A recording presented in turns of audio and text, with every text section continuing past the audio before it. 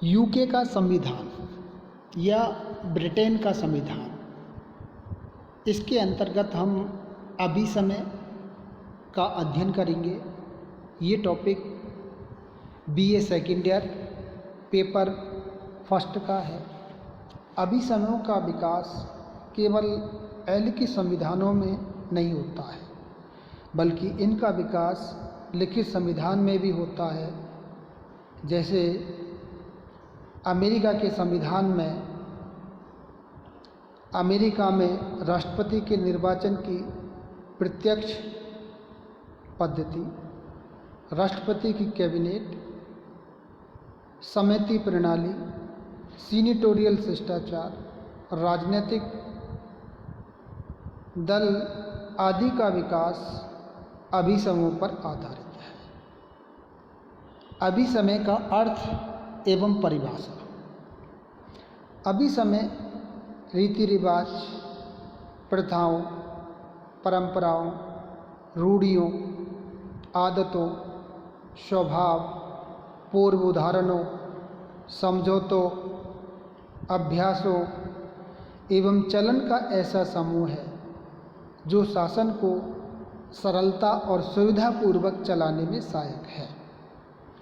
हरमन फाइनर के शब्दों में अभिसमय राजनीतिक आचरण के वे नियम हैं जिनकी स्थापना परिनियमों, न्यायिक निर्णयों या संसदीय परंपराओं के अंतर्गत नहीं होती, बल्कि इनसे पृथक, इनके पूरक के रूप में और इनसे भिन्न उद्देश्यों की पूर्ति के लिए होती है।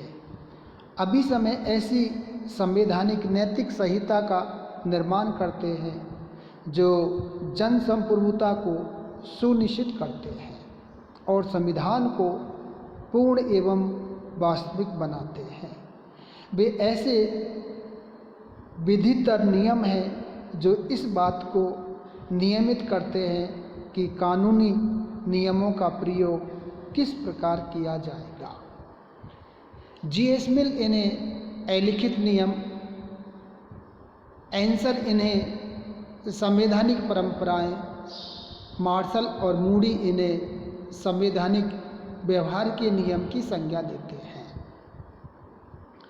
अभिसमय कानून नहीं है, न्यायालय इन्हें लागू नहीं करती, फिर भी ब्रिटिश समाज, ब्रिटिश राजनीतिक दल और ब्रिटिश सरकार इन्हें स्वीकार करती है और कानूनों की भांति इनकी पालना करती है। कोई उनकी उपेक्षा नहीं कर सकता, कोई इनकी उल्लंघना नहीं कर सकता। खेल के नियमों की तरह सभी इनका पालन करते हैं। अब इसके अंतर्गत हम अभिसमय और कानून के अंतर को स्पष्ट करेंगे कि अभिसमय और कानून में क्या अंतर है। इसके निम्न अंतर है। पहला जो अंतर है कि अभिसमय के सूत्र रीति रिवाज, रूढ़ियाँ, प्रथाएं, पूर्वोदाहरण, आदत अथवा व्यवहार है, जबकि कानून के सूत्र कानून निर्माण करने वाली संस्था, निकाय या शक्ति की इच्छा है। अभिसमय समाज की उपज है, जबकि कानून व्यवस्थापिका की उपज है। नेक्स्ट जो कारण है दूसरा, दोनों में अंतर। अभिसमय रीति का प्रतीक होने से बाध्यकारी नहीं होते हैं, जबकि कानून शक्ति का प्रतीक होने से बाध्यकारी होते हैं। अभिसमयों के उल्लंघन पर किसी दंड को निमंत्रण नहीं देती, जबकि कानूनों के उल्लंघन दंड को निमंत्रण देते हैं। अभिसमयों के पीछे पशु एवं दंडात्मक शक्ति का अभाव होता है, जबकि कानून के पीछे पशु एवं दंडात्मक शक्ति होती है। तीसरा जो अंतर है, अभिसमयों की मान्यता का आधार सुविधा और इष्ट सिद्धि है, जबकि कानून की मान्यता का आधार व्यवस्था, प्रभुशक्ति और सामाजिक सुदृढ़ता की भावना है। चौथा अंतर अभिसमय का क्षेत्र समाज है। वे राजनीतिक नैतिकता उत्पन्न करते हैं। कानूनों का क्षेत्र राज्य है। वे राजनीतिक अधिकारों और कर्तव्यों को उत्पन्न करते हैं। नेक्स्ट, पांचवा जो अंतर, अभिसमय को निर्मित नहीं किया जाता, बल्कि इनका क्रमिक विकास होता है, जबकि कानून को किसी व्यक्ति, सभा या संस्था द्वारा निर्मित किया जाता है, इनका विकास नहीं होता है। नेक्स्ट, छठा जो कारण है, अभिसमय को न्यायालय का संरक्षण प्राप्त नहीं होता है। न्यायालय इसे लागू नहीं करती और न ही इसके उल्लंघन होने पर कोई राहत प्रदान करती है। कानून को न्यायालय का संरक्षण प्राप्त होता है, न्यायालय इसे लागू करती है और इसके उल्लंघन होने पर राहत प्रदान करती है। सातवां है,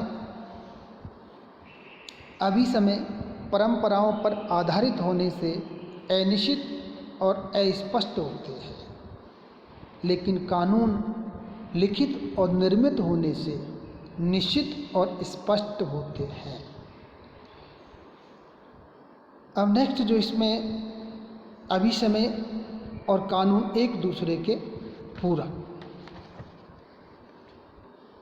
अभिसमय कानून के प्रतिद्वंदी नहीं होते, वे कानून का स्थान लेना नहीं चाहते, वे कानून के पूरक होते हैं। वे उनके अंतरालों को भरते हैं तथा उन्हें समय अनुकूल बनाने में सहायक होते हैं।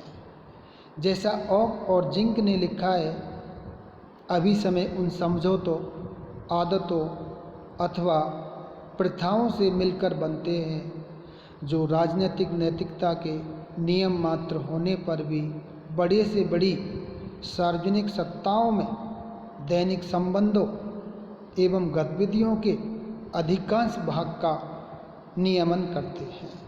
वे कानून के सूखे ढांचे पर मार चढ़ाने का कार्य करते हैं, कानूनी संविधान को चालू रखते हैं तथा उसे बदलती हुई सामाजिक आवश्यकताओं और राजनीतिक विचारों के अनुसार संशोधित करते हैं। अभिसमयों के कुछ उदाहरण हैं ब्रिटेन के अंतर्गत या यूके के अंतर्गत। राजा से संबंधित अभिसमय, राजा अपने मंत्रियों के परामर्श पर कार्य करता है। राजा कॉमन सभा में बहुमत दल के नेता को प्रधानमंत्री नियुक्त करता है तथा उसके परामर्श पर अन्य मंत्रियों को नियुक्त करता है। राजा कैबिनेट की बैठकों की न तो अध्यक्षता करता है न उनमें उपस्थित होता है। राजा प्रधानमंत्री के परामर्श पर कॉमन सभा को भंग करता है। सरकार के त्यागपत्र देने पर संप्रभु या राजा विपक्ष के नेता को सरकार निर्माण के लिए आमंत्रित करता है। संसद के दोनों सदनों द्वारा पारित विधेयकों पर राजा अपने निषेध अधिकार का प्रयोग नहीं कर सकता। कुछ कैबिनेट से संबंधित अभिसमयों के उदाहरण हैं। प्रधानमंत्री कॉमन सभा का सदस्य होना चाहिए। प्रधानमंत्री कैबिनेट की रचना करता है। कैबिनेट के सदस्यों का चयन संसद के सदस्यों अथवा बहुमत दल के सदस्यों में से किया जाता है। कॉमन सभा के विश्वास पर ही सरकार अपने पद पर बनी रहती है। किसी मुद्दे पर पराजित होने पर सरकार त्यागपत्र दे देती है अथवा राजा के परामर्श देकर कॉमन सभा को भंग करवाकर नव निर्वाचन कराती है। कैबिनेट सामूहिक रूप से संसद के प्रति उत्तरदायी होता है। कैबिनेट की कार्रवाई एवं निर्णयों को गोपनीय रखा जाता है।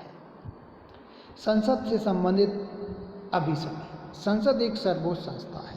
संसद का अधिवेशन वर्ष में एक बार अवश्य होना चाहिए। किसी सदन अथवा व्यवस्थापिका द्वारा पारित होने से पूर्व किसी विधेयक के 3 वाचन होने चाहिए। स्पीकर निर्दलीय और निष्पक्ष होना चाहिए। एक बार स्पीकर हमेशा स्पीकर अर्थात एक बार स्पीकर बनने के बाद कोई सदस्य उस समय तक अपने पद पर बना रह सकता है जिस समय तक वह अपने पद पर रहना चाहता है। कॉमन सभा की समितियों के सदस्यों का अनुपात सदन में राजनीतिक दलों की संख्या के अनुपात में हो।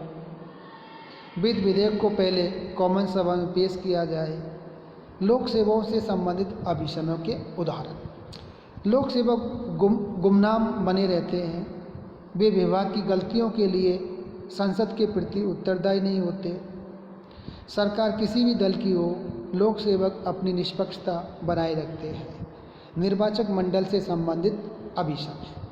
सार्वजनिक अथवा विदेश नीति के महत्वपूर्ण विषयों या मुद्दों पर सरकार निर्वाचक मंडल से जनादेश प्राप्त करे। हितों से संबंधित अभिसमय।